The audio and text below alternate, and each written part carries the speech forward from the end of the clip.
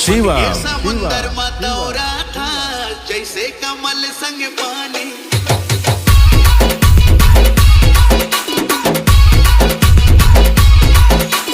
मन के समुंदर मतौरा था जैसे कमल संग पानी।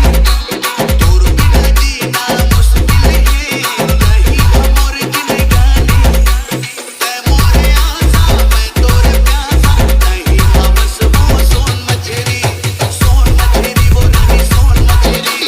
सोन मछरी वो रानी सोन मछरी।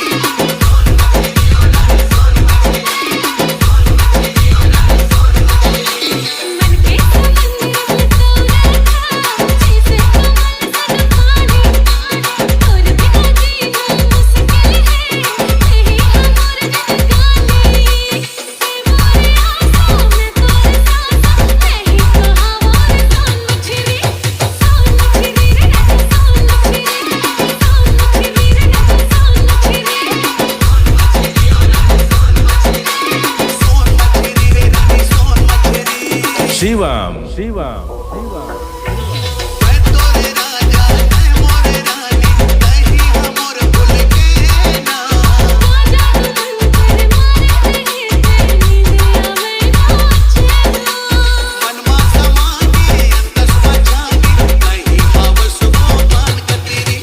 सोन मछरी वो रानी सोन मछरी। सोन मछरी वो रानी सोन मछरी।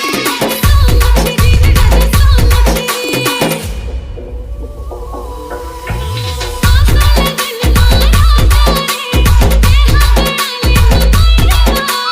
ले जाऊं तोला डोली माँ डीजे बजाऊं बाजा गढ़वा।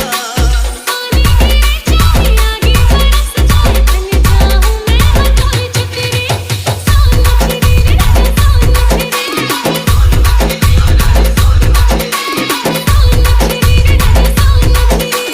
मन के समुंदर मतौरा था जैसे कमल संग पानी।